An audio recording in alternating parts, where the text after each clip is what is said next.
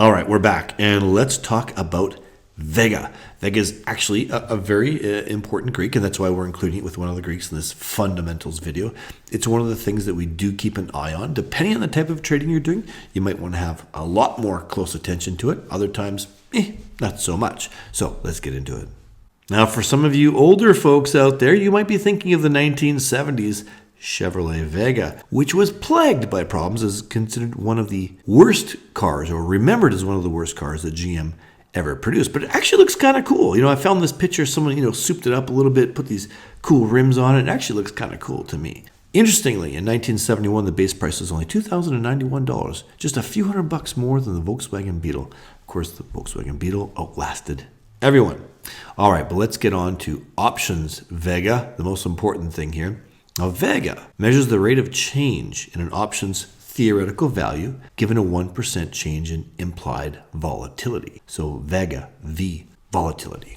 Now, ceteris paribus, as always, when volatility rises, option prices also rise. When volatility falls, option prices tend to fall. Now, long options have a positive Vega and short options have a negative Vega. So if I am long an option, ideally, I want volatility to rise, right? Because that increase in volatility is going to rise the price of an option, allowing me to sell it at a higher price. And conversely, if I'm short an option, I'll have negative Vega. In this case, I want volatility to fall, so the price drops and I can buy it back at a lower price. So when looking at Vega, you'll notice that it's higher for at-the-money options and longer-term options. So just to summarize this concept, if I'm long an option, anytime we buy something, we want to buy low, sell high. Anytime we sell something first, we want to sell high, buy low.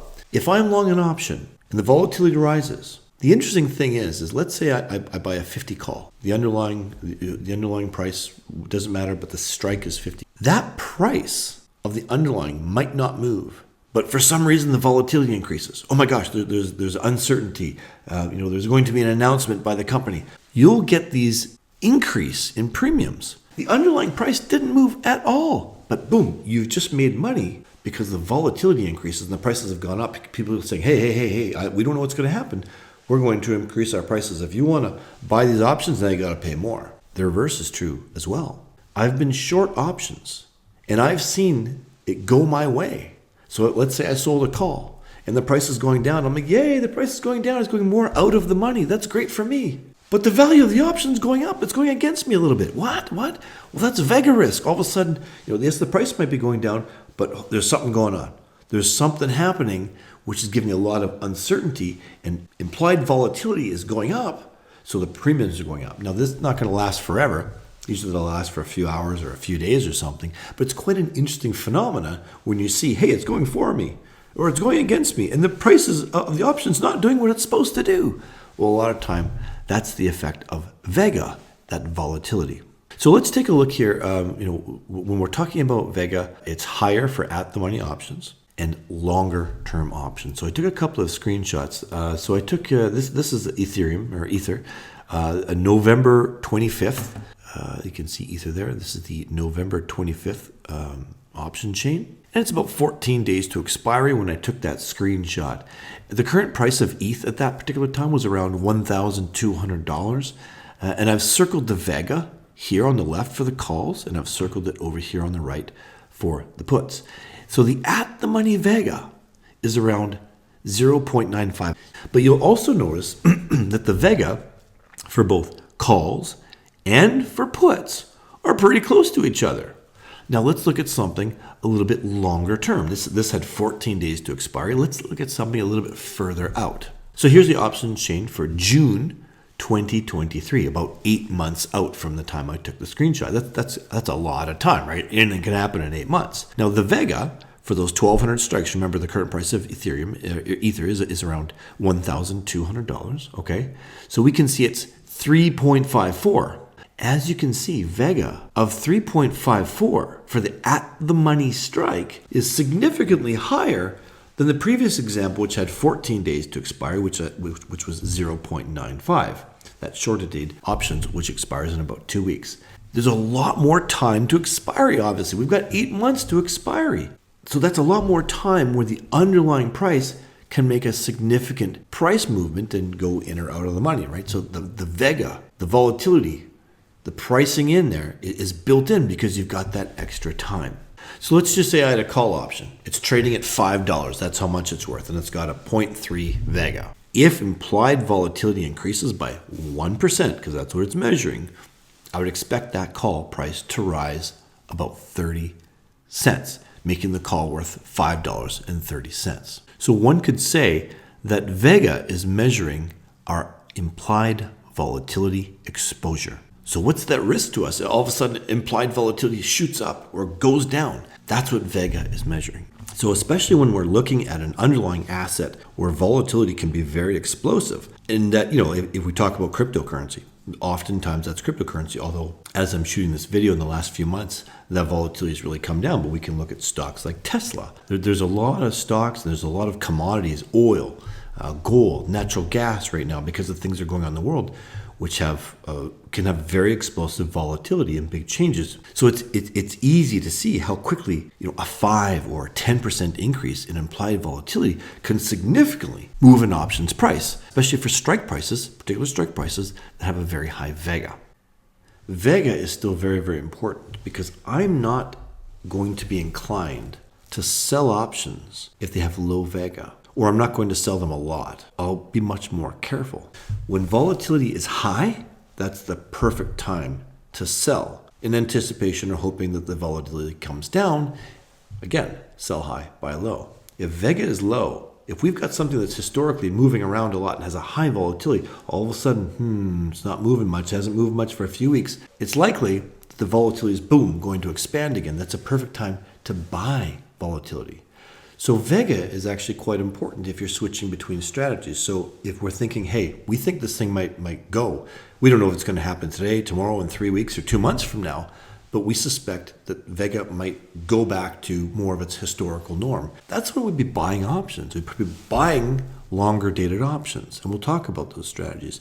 If volatility is spiked up and it's way up high, that's a great time to sell options, thinking that, okay, it will come down again at some point. It's not going to stay up forever, just like it's not going to stay low forever, usually. And the market can do anything at once. But Vega is a very important general tool. So I will look at the volatility of particular assets often, maybe daily, maybe once a week, just to see, has volatility been coming down? Has it been going up? Has it been going sideways? It's a very important measurement, knowing what type of strategies we're going to be focusing on or looking at or deploying.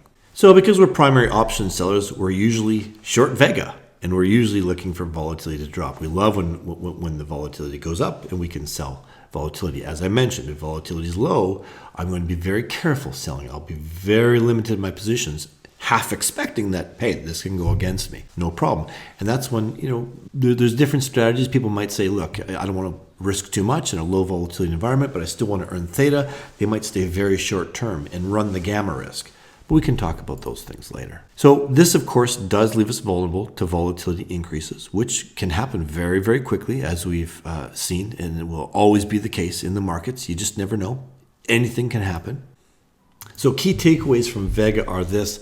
Vega measures the rate of change in an option's theoretical value given a 1% change in the implied volatility. Long options have a positive Vega. Short options have a negative Vega. Yeah, so Vega is the kind of the complicated one that no one wants to think about, but actually it's extremely important. So Vega is the rate of change of option price due to changes in volatility. You might remember from my previous comment when we were looking at the graph of the crash followed by the subsequent recovery. I remember I said that during that crash, people are going to start getting scared, so they're going to start buying puts, which is going to start putting pricing pressure on the options, which means that the implied volatility is going to rise. So, and this is where the Vega comes from. This is the risk of option prices rising or falling, and they tend to do that rapidly under extreme market conditions. So if you're short puts, i.e. sold puts, therefore you're long the market, and the market starts to crash, then you've got two problems. Once that the market's going against you and you're getting closer to the money or in the money, and therefore your option price is going up, and remember you're short the options, so you want it to go down, so that's going against you. But also, people out there are buying options and driving the price up, which means the volatility is going up as well. So you're getting hit both by delta. Actually, I'll say both. You're getting hit by delta. You're getting hit worse and worse because of gamma, and you're getting hit by Vega. So, and it's something to be very careful about. If you're selling options as a way of making money, and you think you're safe because you're selling puts and calls, and so you're delta neutral, and you don't really care whether the market goes up or not, you can still get blown out of margin, because if you're using, say, 70% of your margin when the market's got an implied vol of, say, 0.3 or 30%, and then suddenly, because there's a scare, the vol blows out to 100%, you're going to be on margin call, even though the market didn't move.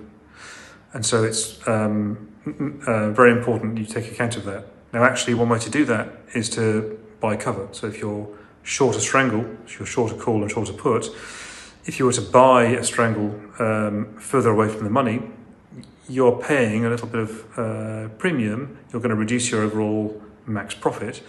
But you're also then, when your short options start blowing up because of Vega, because of the market scare, your long options are going to as well. So you've bought yourself some insurance and some buffer, some protection against adverse movements in the option price as a result of increased fear in the market. And the reverse is true when you're buying options. If you're going to buy a strangle because you're pretty sure the market's not going to be where it is today in a month's time, you can sell a strangle at wider strikes, and then you're not suffering so badly in terms of decay of value of your book if the market gets really, really peaceful. So a lot to unpack there, but my parting comment would be, don't ever underestimate the importance of managing Vega.